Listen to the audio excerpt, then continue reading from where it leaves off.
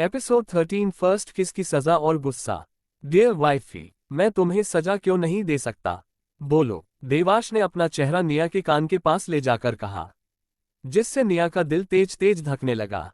निया को कुछ समझ नहीं आ रहा था कि वो कैसे रिएक्ट करे इस बात पर, क्योंकि देवांश पहला आदमी था उसकी जिंदगी में जो उसके इतना करीब आया था। निया कुछ बोलना चाहती थी पर उसके मुंह से कोई शब्द निकल नहीं रहे थे। निया का चेहरा शर्म से टमाटर की तरह लाल हो गया था। देवांश ने सिर उठाकर निया की तरफा देखा और फिर धीमे से कहा, क्या हुआ तुम्हें? क्या तुम गलती करने के बाद भी बच जाओगी नहीं? सजा तो तुम्हें मिलेगी। ये सुन निया ने आंखें बड़ी करके देवांश को देखा और फिर कुछ सोचकर वो होश में आ गई और अपनी हालत देख उसे बहुत हैरानी हुई। उसने जल्दी से देवांश को दूर करने की कोशिश की और घबराते हुए बोली, ठीक है, आप जो सजा देना चाहे दे सकते हैं, पर पहले मुझे छोड़े। ये कह वो अभी भी देवांश से खुद को छुड़ाने की कोशिश कर रही थी। ये देख देवांश के चेहरे पर शैतानी मुस्कुराहट छा गई। उसकी नीली आंखें कुछ अलग तरह से चमक रही थी। निया के बहुत कोशिश करने के बाद भी वो देवांश को 1 इंच भी हिला नहीं पाई थी। अब उसे भी थकान होने लगी थी। वो एक बार फिर कोशिश करते हुए बोली, मैंने कहा ना, आप जो चाहे सजा दे सकते हैं, पर मुझे अभी छोड़े। ये सुन देवांश ने निया की आंखों में गौर से देखते हुए कहा, तारांकन, अच्छा तो तुम चाहती हो कि मैं तुम्हें छोड़ दूं? इस पर निया ने जल्दी से अपना सिर हिला दिया। अच्छा तो तुम सच में की भूल गई या फिर मेरे सामने दिखावा कर रही हो? इस बार निया को कुछ समझ नहीं आया तो वो सवालिया नजरों से देवांश को देखने लगी। देवांश ने जब निया की आंखों में सवाल देखा तो उसने हंसते हुए अपने आसपास देखा। अभी भी निया को कुछ समझ नहीं आ रहा था। निया देवांश को किसी प्लगल की तरह देख रही थी। उसने जब देवांश को इधर उधर देखते हुए पाथा तो उसने भी अपने आसपास देखा और देखते ही शॉक हो गई। उसने देखा कि बेड पूरी तरह से फूलों से सजा हुआ था। टेबल पर धीमी रोशनी में कैंडल्स जल रही थी। ये सब देख निया शॉक्ड थी और उसने सब तरफ इशारा करते हुए कहा, तारांकन, ये सब क्या, क्यों? देवांश को पता नहीं क्यों पर निया की हरकतें देख उस पर गुस्सा नहीं आ रहा था और ये उसके नॉर्मल स्वभाव के बिल्कुल उल्टा था। वो जैसे निया के चेहरे में खो गया। निया जब होश में आई तो उसने अब भी देवांश को अपने करीब पाया और उसने फिर देवांश को खुद के ऊपर से हटाना चाहा और इस वजह से देवांश को भी होश आया और कैसे निया ने पार्टी में उसके खिलाफ जाने की हिम्मत की ये भी याद आ गया और फिर से उसे गुस्सा आ गया और अब निया का उसे खुद से छुड़ाना उसे इरिटेट करने लगा था। उसने एक बार निया को देखा, वो अब भी छटपटा रही थी। देवांश को इस बात पर गुस्सा आ गया और उसने ना आव देखा ना ताव सीधे निया के होठों पर अपने होठ रख दिए और उससे फोर्सफुली किस करने लगा। ये होते ही निया तो जैसे एक स्टैचू ही बन गई थी। वो उसी हालत में जड़ हो गई थी और ऊपर सीलिंग को देखते हुए क्या हो रहा है ये समझने की कोशिश कर रही थी। कुछ देर तक वो बिना हिले डुले देवांश को किस करते महसूस कर रही थी। देवांश भी पागलों की तरह निया के होठों को चूम रहा था। उसे अभी कोई होश नहीं था। आज तक वो कभी किसी लड़की के इतना पास नहीं आया था और रोज निया को किस करना उसके लिए एक अलग एहसास था और पहली बार किस करने की वजह से देवांश ने निया के होठों पर बाइट किया। ये इतना दर्द भरा तो नहीं था पर निया को होश में लाने के लिए काफी था। देवांश के बाइट के साथ ही निया जैसे नींद से जागी और जब उसे महसूस हुआ कि देवांश उसके साथ क्या कर रहा है तो वो अब देवांश को पुश करने लगी। पर देवांश तो जैसे कोई भूत सवार था। उसे न तो निया का रेसिस्टेंस महसूस हो रहा था और ना ही ये कि वो अभी क्या कर रहा है। निया ने कुछ देर तक उसे हटाने की कोशिश की पर वो देवांश को हिला तक नहीं पा रही थी। तभी उसे कुछ सूझा और उधर पार्टी में विनय देवांश का असिस्टेंट अद्वैत के पास आकर घबराते हुए कुछ कहना चाहता था। ये देख अद्वैत ने अपने पास खड़े कुछ बिजनेसमैन को एक्सक्यूज किया और थोड़ी शांत जगह पर चला गया। उसके विनय भी हड़बड़ी में आ गया। वो, अद्वैत सर, विनय ने कहना चाहा, पर वो कुछ बताने से घबरा रहा था। ये देख परेशान होते हुए अद्वैत ने पूछा, तारांकन, क्या हुआ विनय? कुछ प्रॉब्लम हुआ है क्या? देवांश तो ठीक है ना? उसे तो कुछ, पर इससे आगे अद्वैत कुछ कह पाता विनय बोल पड़ा, हाँ सर, वो बॉस कहीं मिल नहीं रहे हैं। उसकी बात सुन अद्वैत ने कुछ सेकेंड्स तक रिएक्ट नहीं किया पर फिर अचानक ही वो जोर जोर से हंसने लगा। उसे ऐसे हंसते देख विनय और वहां मौजूद वेटर भी हैरान नजरों से उसे देखने लगे। उन्हें ऐसे देख अद्वैत ने अपनी हंसी कंट्रोल की और दिन की ओर देखते हुए पूछा, सीरियसली विनय, तुम्हें मजाक करने को यही टॉपिक और यही टाइम मिला था। पर मुझे क्या लगता है पता है, ये इस साल का सबसे मजेदार जोक था। तुम्हें भी हंसना चाहिए। मुझे लगता है इस बार तुम्हें इनाम ही मिलना ही चाहिए। सीरियसली, जो इंसान कभी बचपन में खेलते हुए भी कभी तुम नहीं हुआ, जिसे आज तक कोई उसके बिना मर्जी देख तक नहीं पाया, उसे छूना तो दूर की बात है। और तुम कह रहे हो कि वी आदमी आज गुम हो गया है। कोई क्या अपने सिर पर गिरा है जी, यमराज को साथ ले जाएगा। बहुत अच्छा जोक था, पर किसी और से मत कह देना, कहीं हंसते हंसते निकल न से कोई। ये कहते हुए वो फिर से हंसने लगा, और वहीं उसकी बाती से विनय के माथे पर सिलवटें आ गई थी। उसे अब डर लगने लगा था। उसने मन में सोचा, तारांकन ये अद्वैत सर क्या बोल रहे हैं। मेरा फेस देखकर भी इन्हें बात की गहराई समझ नहीं आ रही। कुछ देर पहले उस तमाशे के बाद से ही बॉस कहाँ गए किसी को नहीं पता, और ना ही और किसी ने बॉस को कहीं जाते देखा। बॉस ने तो बॉडीगार्ड्स को भी उनके साथ जाने से मना किया था, और तब से हम अभी तक उन्हें ढूंढ रहे हैं पर कोई बात पता नहीं चली। ना ही बॉस विला से बाहर गए हैं और ना ही वे विला में है। अब क्या करना है ये पूछने ही तो अद्वैत सर के पास आया था मैं, और अब इन्हें देखो कैसे मुंह फाड़कर हंस रहे हैं। अगर आज इनकी वजह से बॉस को कुछ हो गया तो नहीं नहीं, मैं ऐसा नहीं होने दे सकता।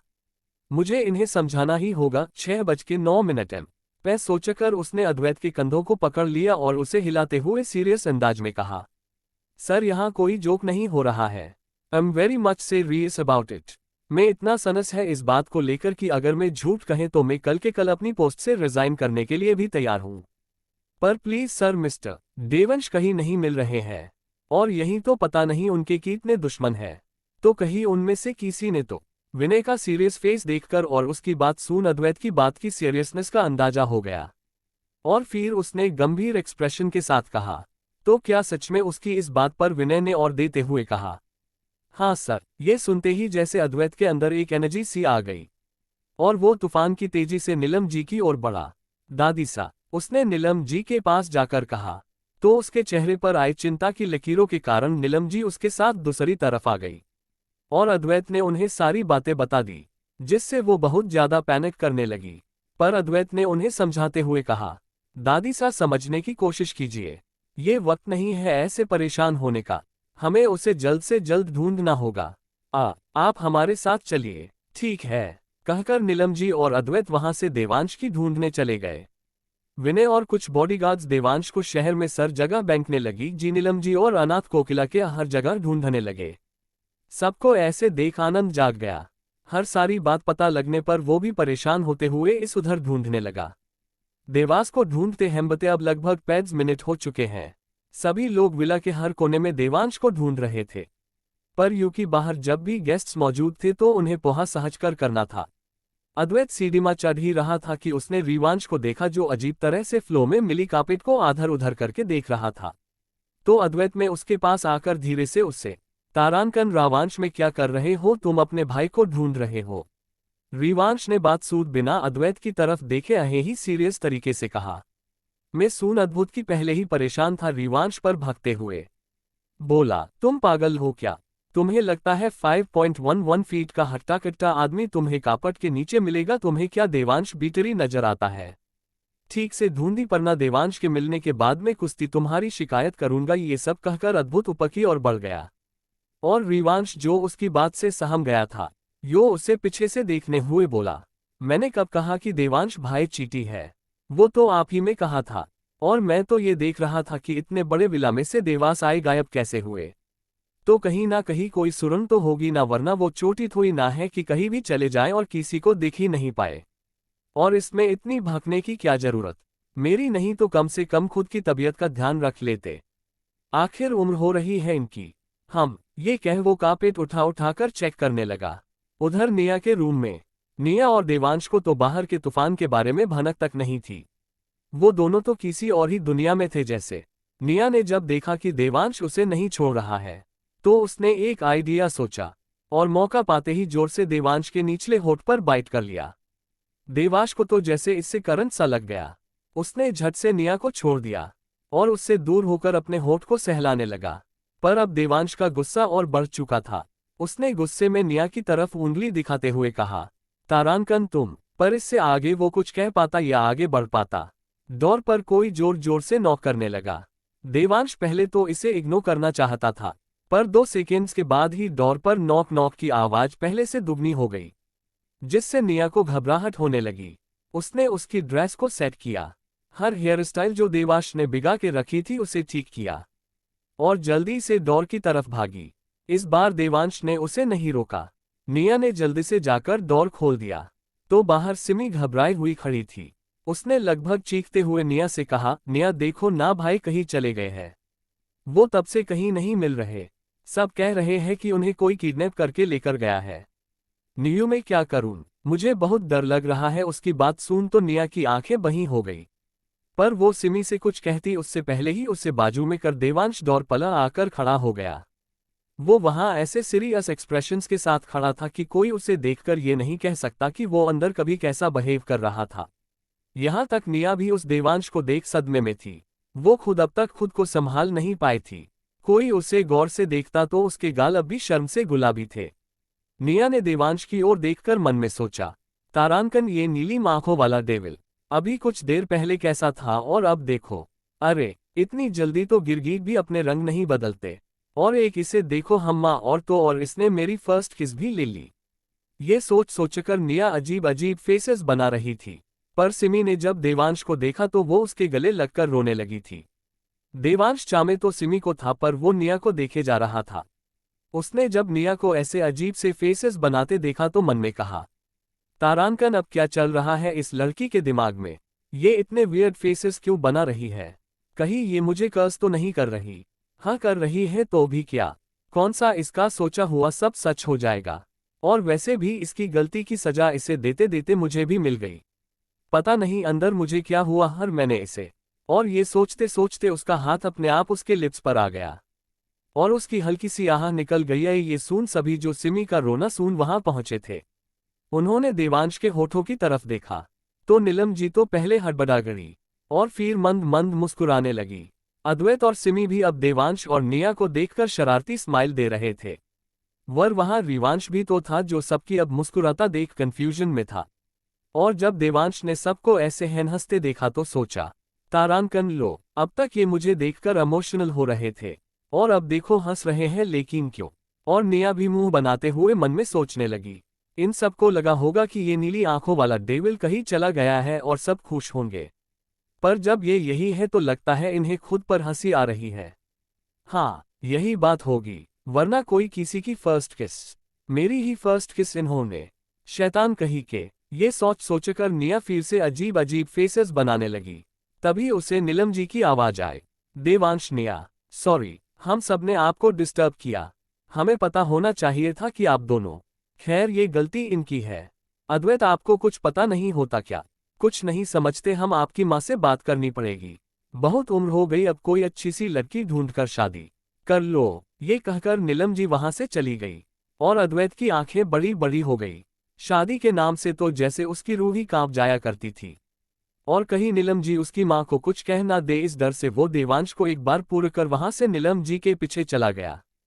सिमी और रिवांश को कुछ समझ नहीं आ रहा था कि वो क्या करे, पर निया को नीलम जी का व्यवहार कुछ अजीब लगा तो उसने सिमी से धीमी आवाज में पूछा, सिमी ये दादिसा धी और ऐसे क्यों चली गई? इतना वियर्ड बिहेव क्यों कर रही? ये सुन सिभी की तो सांस ही अटक गई। उसने सोचा, अब क्या बताऊं नीयू तुझे मैं, सारा किया धरा तो तेरा ही है, पर मैं अब नाई के सामने कैसे तुझे? ये सोचकर उसने अजीब सी हंसी के साथ कुछ इशारा किया। निया ने जब सिमी का इशारा देखा तो वो भी शॉक्ड हो गई जैसे पहले सभी हुए थे। और उसकी नजरों का पीछा करते हुए जब देवांश ने अपने होठों को छुआ तो अब भी उसे वहां दर्द हो रहा था जहां निया ने उसे काटा था। ये देख कि सब क्या सोच रहे होंगे, देवांश भी सकपका गया और निया का तो शर्म से बुरा हाल था। पर देवांश ने इस बार कुछ कहा नहीं, वो बस गुस्से में निया को घूरते हुए वहां से चला गया। दरअसल जहां निया ने देवांश के होठों पर बाइट किया था वहां अब लाल निशान बन गया था और यही देख सब शॉक्ड थे। पर रिवॉश को अब भी कुछ समझ नहीं आ रहा था। उसने कंफ्यूजन में सिर खुजाते हुए पूछा, तारांकन भाभी, भाई को क्या किसी कीड़े ने काटा है? पर सब उन्हें दवाई लगाने की जगह उन पर हंस क्यों रहे थे? ये सुन निया का तो मन जमीन में गड़ जाने का कर रहा था। निया की हालत समझकर सिगी ने रिवांश का हाथ पकड़ते हुए कहा, नियू तुम अभी आराम कर लो, सुबह से काफी थक गई होगी, हम कल बातें करते हैं। Good night. और खींचते हुए सिनी रिवांश को लेकर वहां से चली गई। तो निया ने चैन की सांस ली और कमरे में जाकर डोर अंदर से लॉक किया। उसने अंदर आकर लाइट्स ऑन किए और बेड पर बैठ गई। और अभी हुए इंसिडेंट्स किसी फिल्म की तरह उसके दिमाग में चलने लगे। तभी उसे कुछ याद आया और उसने किसी को कॉल करने के लिए मोबाइल उठाया, पर उससे पहले ही उस पर एक कॉल आ रही थी। निया ने झट से कॉल पिक किया और उधर से आती आवाज को सुनने लगी।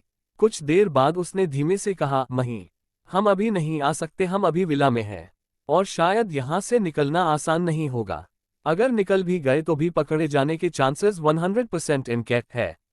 तो आज आप ही संभाले, हम कल मिलने की कोशिश करेंगे। ये कह वो उधर की बातें सुनने लगी। वो इस वक्त कोई अलग ही बन गई थी। वो इतनी ज्यादा सीरियस और शांत थी कि कभी किसी ने निया को ऐसे इमेजिन भी नहीं किया होगा। कुछ देर बात करने के बाद निया ने कॉल डिस्कनेक्ट कर दिया और धीरे धीरे चलकर खिड़की पर आ गई और धीरे से कर्टन्स हटाकर ऊपर आसमान में चांद को देखने लगी। वो इस बात से अनजान कि कोई उसे नीचे से ऐसे देखे जा रहा था और उसकी आंखों में एक चमक थी। वो आंखें निया को एकटक देखे जा रही थी।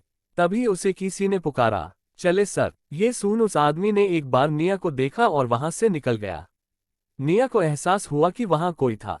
उसने उस तरफ देखा जहां अभी वो आदमी खड़ा था, पर वहां अब किसी को नहीं पाकर दो अंदर आ गई और फ्रेश होकर सोने चली गई। एपिसोड 14 निया की जासूसी और कमरे में कौन है। निया ने जैसे ही बेड पर करवट ली, उसे बेड पर अब भी देवांश के मैनली सेंट की स्मेल आ रही थी। जिससे पहले तो निया के चेहरे पर मुस्कान आ गई और फिर उसे पहले का सब याद आने लगा। देवांश का उसे गोद में उठाना, फिर बेड पर उसके करीब आना और फिर किस वाले सीन की याद आते ही उसका हाथ अपने आप उसके होठों की तरफ बढ़ा और उसका चेहरा और भी ज्यादा गुलाबी हो टली। निया खुद में ही मुस्कुरा रही थी कि तभी उसे कुछ याद आया और वो झटके के साथ बेड पर उठकर बैठ गई। उसने जोर से 2 बार अपना सिर हिलाया और गालों को थपथपाते हुए कहने लगी, निया निया, तू सच में पागल हो गई है। ये क्या उलझुल की बातें सोच रही है। फर्स्ट किस चुरा ली उससे। एक थी उस नीली आंखों वाले शैतान ने तेरी और ऊपर से एक सॉरी तक कहा नहीं गया। सॉरी हो गया भाड़ में, पर उल्टा मुझे ही पूरा कर चला गया जैसे मैंने किसी का कत्ल कर दिया हो। और इतना सब होने के बाद भी तुझे ये सब सोचना है। चौड़ी ती खुद की इज्जत का ख्याल कर ले। लेकिन उसने फिर से ऐसा कुछ किया तो नहीं, इस बार मैं उस पर्वत को ऐसा करने का मौका ही नहीं दूंगी। और ऐसा भी तो हो सकता है कि उनकी कोई गर्लफ्रेंड हो यहाँ। अगर ऐसा हुआ तो मैं तो फिर आराम से पहले की तरह ही जी सकूंगी। ये सब बड़बड़ करते उसने बेड पर से सारे फूलों की हटा दिया और फिर यहाँ आकर लेट गई। वहीं दूसरी तरफ देवांश और असिस्टेंट विनय अब स्टडी रूम में आ चुके थे। विनय इस पूरे टाइम सिर झुकाकर देवांश के पीछे पीछे चल रहा था। वो बहुत ज्यादा शर्मिंदा था क्योंकि अभी जो हुआ था वो उसी की लापरवाही का नतीजा था। पर शर्मिंदा होने से भी ज्यादा उसे डर लग रहा था कि कहीं गुस्सा होकर देवारा उसे जॉब से ना निकाल दे। यो बस मन में प्रार्थना कर रहा था कि देवांश उसे ऐसा कुछ ना कहे। देवांश स्टडी में जाकर एट रिवॉल्विंग चेयर पर बैठ गया। 6:10 एम। तो विनय डर से सिर झुकाए उसके सामने ही मुंह में अपनी गलती के लिए कुछ बहाने रहा था जिस रीची देवांश की राजा से बच सकता था। पर उसकी 100 से उन्हा देवांश ने उससे उस बारे में कुछ नहीं कहा। देवा ने विलय की ओर देखते हुए कहा, दिन क्या तुम्हें यो इन्फॉर्मेशन मिली जो मुझे चाहिए। देवांश की बात सुन चौंककर विजय ने पूछा, क्या तुम चाहते हो कि मैं अपनी बात रिपीट करूं। देवांश ने दांत पिसते हुए कहा, जिससे डरकर विनय ने तुरंत हड़बड़ाते हुए कहा, no sir, you don't have to repeat, I have understand. समय रही वो इन्फॉर्मेशन जो आपने मंगवाई थी। ये कह विनय ने एक फोल्डर देवांश की ओर बढ़ा दिया और अपनी जगह हाथ बांध कर खड़ा हो गया। देवांश ने फोल्डर लिया और उसके पेजेस पलटने लगा। पहले पेज पर एक फैमिली की मुस्कुराती हुई तस्वीर थी जिसमें एक औरत और एक आदमी और उनके 2 बच्चे थे। आदमी ने औरत के कंधे पर हाथ रखा हुआ था और उन दोनों की आंखों में खुशी की चमक साफ दिखाई दे रही थी। और उनके 2 बच्चे उनके पैर के पास बैठे थे। उनमें से लड़की ने व्हाइट कलर का कार्टून प्रिंट का टॉप और मिनी स्कर्ट पहन रखी थी और हाच पोनी में वो काफी क्यूट लग रही थी। अपवत धर्म लगभग 16-17 साल की लग रही थी और लड़के ने ब्लैक ट्राउजर के रूप व्हाइट शर्ट पहन रखी थी और वो भी काफी प्यारा लग रहा था। In simple words, this is looking like a happy family that everyone wants. उन्हें देखकर देतांश की आंखों में थोड़ी खुशी की चमक दिखाई दी, पर जितनी जल्द वो आई उससे दुगनी तेजी से चली भी गए। देवांश ने फिर बिना किसी भाव के दूसरा पेज पलटा। उस पर उसी लड़की की फोटो थी जो पहले पेज पर थी, और उस पर कुछ इन्फॉर्मेशन भी थी। नाम निया मेहरा, लापता। उम्र 16 साल। पिता निहाल मेहरा, डेड। माँ स्मृति मेहरा, डेड। भाई आयान मेहरा, लापता। मेहरा खानदान बेंगलुरु का नामी खानदान। निहाल मेहरा खानदान के हेड। इनकी पत्नी स्मृति मेहरा के साथ इनके 2 बच्चे थे, बड़ी बेटी निया और छोटा बेटा आयान। इनका बैकग्राउंड काफी साफ और सुलझा हुआ था, पर बिजनेस में तरक्की होने की वजह से काफी सारे दुश्मन थे जो इन्हें बर्बाद करने पर तुले हुए थे, और एक दिन कामयाब भी हो गए। 18 मार्च 2017 दोपहर को बंगलुरु हाईवे पर इनकी कार का एक्सीडेंट हो गया, जिसमें निहाल और स्मृति गहरा खत्म होगा, लेकिन उनके साथ मौजूद आयान कहाँ गया ये अभी तक पता नहीं चला। निया मेहरा जो इनके साथ नहीं थी तो वहां से बच गई, पर उसके कुछ दिन बाद ही वो यहां से गायब हो गई। कहाँ गई ये अभी तक नहीं पता चल पाया। और इस सब के बाद मेहरा खानदान और उनके बिजनेस की जिम्मेदारी निहाल मेहरा के छोटे भाई निशांत मेहरा ने ले ली। ये पढ़ते हुए देवान का चेहरा गंभीर हो चला था। उसके चेहरे पर आए भाव काफी कॉम्प्लिकेटेड थे, पर उसके मन में तूफान सा उठा था।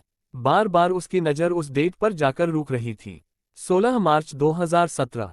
देवांश ने मन में सोचा, तारांकन, क्या ये इत्तेफाक है या फिर कुछ और? ये सब क्या है? आखिर ये इतना वियर्ड कैसे हो सकता है? क्या सच में निया? वो ये सब सोच ही रहा था कि स्टडी का डोर बिना नॉक किए कोई अंदर आ गया, जिससे देवांश ने अपने इमोशंस को कंट्रोल किया पर ऊपर नहीं देखा, क्योंकि उसे पता था कि बिना परमिशन वहां आने की हिम्मत कौन कर सकता है। और वो इंसान एक ही था, और जैसा देवांश ने सोचा था, अंदर आते ही अद्वैत वहां रखे सोफे पर जाकर फैल गया और लंबी लंबी सांसें लेने लगा। तारांकन, थैंक गॉड, दादिसा मान गई। पर क्या दौड़ाया है उन्होंने आज मुझे लगता मैं 1 हफ्ता बिस्तर से नहीं उठ पाऊंगा। विनय और करंट डिटेल्स हद को 10-9 कर देश ने लाइक कुछ कहने की हिम्मत नहीं की गया, पर उसने कि कही थी देवांश, सर अभी ही मदान कुरा नहीं करती है तो बस इस 12 बिजनेस कोर्स के लिए अप्लाई किया है, और योगृही मैम के साथ ही पढ़ती है, क्योंकि कई साल पहले मैम सदमे में थी, इसलिए उन्होंने 2 साल पढ़ाई छोड़ दी थी। जेकिन बहुत इंसिस्ट करने पर 2 सूरी मैम के साथ पढ़ने लगी। और जॉर, देवांश ने दोहराया, और जैसा आपने कहा था उनका कोई बॉयफ्रेंड नहीं है, ना ही कोई मेल फ्रेंड्स है। काफी लड़के उन्हें पसंद करते जरूर हैं पर कभी कहने की हिम्मत नहीं करते। तारांकन, क्यों? अद्वैत ने पूरी कॉन्वर्सेशन सुनने के बाद उत्साह पूछा। में सुन देशांश और विनय का ध्यान सोफे पर बैठे नहीं लेटे अद्वैत पर चला गया, पर कुछ सेकेंड्स तक विनय चुप ही रहा। वो कुछ हिचकिचा रहा था, पर फिर देवांश का इम्पेशेंट लुक देखकर विनय ने कहा, क्योंकि अगर कोई लड़का मैडम के पास आता है तो मादम और सृष्टि मैडम उसे मारकर भगा देती है, और इतना मारती है कि फिर वो लड़का कभी किसी को दिखाई नहीं देता। इस वजह से मदान को सब डेंजरस ब्यूटी के नाम से जानते। से सून जहां अद्वैत कर ग्रह हैरानी से खुला रह गया था, वहीं देवांश की आंखों में मुस्कान साफ दालक रही थी। विनय की बात सुन देताश ने शौर से कहा, इंटरेस्टिंग। पर विनय के पूछने पर देवांश ने उसे निया पर नजर रखने की कहा और उसे स्टडी से जाने को कह दिया। विनय ने जाते जाते स्टडी का दौर लॉक कर दिया। उसके जाते ही अद्वैत, जो अभी सोफे पर फैला हुआ था, अचानक उठकर बैठते हुए बोला, तारांकन, तुम निया की जासूसी करवा रहे हो, लेकिन क्यों? द ग्रेट देवंश राजवंश जो लड़कियों से ऐसे भागता है, उसे आज खुद की पत्नी की जासूसी करनी है। Wow, what a joke. ये कह अद्वैत हंसने लगा, पर फिर देवांश का वार्निंग लुक देखकर वो सहम गया और सोफे पर सीधे बैठ गया। देवांश फिर धीरे से अपनी चेयर से उठा और पास की विंडो के पास जाकर बाहर देखते हुए उसने खोए हुए कहा, away the 16th of March। ये सुन अद्वैत को कुछ समझ नहीं आया। उसने कंफ्यूज होते हुए देवांश से फिर पूछा, तारांकन, क्या कहा तुमने? देवांश ने फिर एक गहरी सांस लेकर कहा, 16 मार्च, डेट रिमेंबर। उनकी बात सूत्र अद्वैत को कुछ याद आया और फौर उसने गंभीर आवाज में कहा, हो, पर तुम बारे में तुम अभी चोर, क्योंकि निया के फैमिली का एक्सीडेंट होता था उस दिन और उसमें सबकी मौत। देवांश की ये बात सुन अद्वैत ने कुछ सोचकर कहा, क्या तुम पे सोच रहे हो कि इसका रिलेशन उस बात से? ये सुन फिर एक गहरी सांस लेकर देवांश ने कहा, हो सकता है, it's not impossible totally but there I am not sure about it. पर मुझे लगता है इसलिए मैं उस लड़की को छू सकता हूं, या फिर ये सब इत्तेफाक भी हो सकता है। मैं पूरी तरह से शो नहीं हूँ। वे सुन अद्वैत भी कुछ सोचने लगा। और फिर उसने कहा, लेकिन वो तो 7 साल पहले, जब तुम किसी काम से पहाड़ी इलाके में गए थे तब तुमसे वो सब और फिर वो श्राप। और उसके 1 साल बाद निया का मिलना। शायद ये इत्तेफाक ना हो। या फिर शायद निया का भी कोई मकसद। अद्वैत ये कहते कहते रुक गया तो देवांश ने कहा, इट्स नॉट इम्पॉसिबल। और मुझे वही शक था कि उस लड़की का कोई ऐसा मोटिव ना ही जो हमें नुकसान पहुंचा सके। और यही चेक करने में आज रूम में गया था। पर शायद उसका कोई और मकसद है। या फिर कोई है ही नहीं, क्योंकि विनय ने कहा था कि जब इनका एक्सीडेंट कैसे, और वो भी इतना भयानक, कहीं तुमने। ये कह अद्वैत सदमे में देवांश को देखने लगा। हे भगवाना, ये कैसा दोस्त दिया है, किसी ने जरा सा परेशान क्या कर दिया, इसने तो उन्हें दुनिया से ही उठा दिया। और तब जब वो इसे तो परेशान कर भी नहीं रहे थे। अगर मैं उनके साथ ऐसा कर सकता है जो इसके रास्ते में आए थे, तो फिर जो लोग सच में इसके लिए आते हैं तो उनका तो क्या ही होता होगा। और 1 मिनट, इसने रात में मुझे कितना टॉर्चर किया है। हाय, अब भी कितना दर्द हो रहा है। उन 10 मिनट में उस कीड़े ने न जाने कितनी बार काटा है मुझे। अच्छा हुआ मैं डॉक्टर हूं और मेरे पास दवाई थी, वरना तो मैं आज किसी को मुंह दिखाने लायक नहीं रहता। अद्वैत ये बड़बड़ाए जा रहा था। इस बात से आनजान की 2 नीली आंखें जानलेवा नजरों से उसे ही देखे जा रही थी। पर जैसे ही उसे अपने पास कोल्डनेस फील हुई, उसने झट से देवांश को देखा। और उसकी आंखों की खतरनाक चमक देख उसने भागते हुए कहा, तारांकन, जान बचाकर भाग जाना पड़ेगा। ये कहकर वो वहां से अपने रूम की तरफ चला गया। और उसे ऐसे भागते देख विनय की हंसी छूट गई। अद्वैत के जाने के बाद विनय ने देवांश की उसे घूरते पाया और फिर यो सीधा खड़ा हो गया। देवांश को देखने की उसकी हिम्मत ही नहीं हो रही थी। क्या वो वहीं थी? देवांश ने उन्हें लहजे में पूछा। कौन सर? ये पूछकर विनय को लगा कि उसने कोई गलती कर दी। और देवांश के सवाल के बारे में सोचते ही फिर से उसने कहा, श्रीजी सर, वो मैडम ही थी और उनके साथ बैठी लड़की मैडम की दोस्त थी। उसका नाम सहाना, ये रही उसकी इन्फॉर्मेशन। ये कह उसने एक फोल्डर देवांश की ओर बढ़ा दिया। पर विनय की पहली बात सुनते ही देवांश के चेहरे पर एक हल्की सी मुस्कान छा गई थी। पर हमेशा की तरह इस बार भी उसने इसे भी छुपा लिया। सहाना के बारे में पढ़कर देवांश ने फोल्डर को नीचे रखा कि तभी उसे एक कॉल आया। उसने फोन उठाकर देखा और कॉल रिसीव कर लिया। उसके सभी सबॉर्डिनेट्स को अब इसकी आदत हो गई थी कि देवांश कभी भी कॉन्वर्सेशन स्टार्ट नहीं करता था तो फोन के दूसरी तरफ से ही आवाज आए, तारांकन, हेलो बॉस, मैडम ने मुझे कुछ बताया है। हम स्पीक, देवांश ने कहा। ये सुन उधर थोड़ी देर तक शांति छाई रही, फिर एक आवाज आए, तारांकन वी। उन्होंने कहा कि कल वो अकेले ही एयरपोर्ट गई थी और आते वक्त हाईवे पर उनके पीछे कुछ बाइक राइडर्स पड़े थे और उनसे पीछा छुड़वाने में किसी ने उनकी हेल्प की। तो वो पूछ रही थी कि क्या इससे आपको कोई नुकसान तो नहीं होगा, क्योंकि उनके हिसाब से वी कार बहुत महंगी थी जिसे हर कोई अफोर्ड नहीं कर सकता और इसलिए वो लोग भी पावरफुल होंगे। इसी बात से वो परेशान थी। तारांकन, ओके आई नो, ये कह देवांश ने कॉल डिस्कनेक्ट कर दिया और मन में सोचने लगा, अच्छा है उसने पहचाना नहीं। मेरे पास एक कमजोरी आ गई जिससे थे मेरे कंट्रोल में रहेगी। कुछ देर काम करने के बाद वो नीचे आ गया तो गायत्री जी ने उसे नाश्ता करने के लिए बुला लिया। वहां डाइनिंग टेबल पर नीलम जी और रिवांश पहले से ही मौजूद थे। हमेशा की तरह रिवांश की प्लेट खाने से भरी हुई थी और वो बिना किसी को देखे नाश्ता कर रहा था। तारांकन, बैठो बेटा, हो गया आपका काम? नीलम जी ने प्यार से पूछा। तारांकन जी, देवांश ने कहा। उसकी टोन में नाराजगी साफ झलक रही थी, पर नीलम जी के चेहरे पर आई मुस्कान इस वजह से चली नहीं गई। गायत्री जी ने देवांश को नाश्ता सर्व किया और देवांश नाश्ता करने लगा। उसने फिर नीलम जी को देखे बिना ही कह दिया, तारांकन, हम आज से हमारे विला में शिफ्ट हो रहे हैं तो हम ऑफिस से सीधा वहीं जाएंगे। ये सुन गायत्री जी ने चिंता जताते हुए कहा, लेकिन बेटा, अभी कल ही तो आप आए हैं, हमने अभी तक ठीक से आपको देखा तक नहीं और आप जा रहे हैं। उनकी बात काटते हुए देवांश ने कहा, तारांकन मौसा, हम वापस विदेश थोड़ी न जा रहे हैं, यही शहर में ही तो है। आप जब चाहे हमें देखने आ सकती है और वैसे भी इतने साल हम अकेले ही तो रहे हैं तो कोई परेशानी नहीं होगी। और एक इम्पॉर्टेंट बात, निया का कॉलेज और हमारा ऑफिस वहां से पास है तो हमें आसानी होगी। ठीक है, आप रह सकते हैं, पर सिर्फ आप और बहू ही रहेंगे। अपने उस दोस्त को मत ले जाना साथ, पता नहीं क्यों आपसे चिपका रहता है दिन भर। और अगर इफ हमें अकेले उनके साथ दिखे तो याद रहे हमसे बुरा कोई नहीं होगा। पता नहीं क्या करना चाहते हैं। वो हमें 1 साल के अंदर अपने परपोते को खिलाना है। ये सुन देवांश के गले में खाना अटक गया और वो खांसने लगा। अरे बेटा आराम से खाए। गायत्री जी ने पानी का ग्लास देवांश को दिया और उसकी पीठ सहलाने लगी। क्या आप भी दादी सा? हम तो बस अभी ही, देवांश ने खुद को संभाल कर कहा। वो हमें कुछ मत कहिए। अच्छा, मतलब हम जो सोच रहे हैं वो सही है। आने दो आपके दोस्त, उन्हें तो हम बताते हैं। हमेशा आपसे चिपके रहते हैं। क्या आप भी? तो वहीं नीलम जी का इशारा पाकर देवांश को फिर से खांसी आ गई। इस बार वो अपनी जगह से उठते हुए बोला, दादी सा आप भी क्या क्या सोच लेती है? पर इससे पहले नीलम जी कुछ कह पाती, सामने का नजारा देख उनकी आंखें फटी की फटी रह गई। आखिर ऐसा क्या देख लिया नीलम जी ने जो वो इतनी हैरान थी? और क्या रिएक्शन होगा निया का देवांश के साथ रहने की बात सुन? और क्या करेगा अब देवांश निया के औद जब उसे पता चल गई है उसकी सच्चाई? और ऐसा क्या मैसेज आया था निया को जो वो इतनी खुश हो गई थी? और क्या उन बाइक राइडर्स का सच में हुआ था एक्सीडेंट या फिर कत्ल? Don't forget to like, comment, subscribe.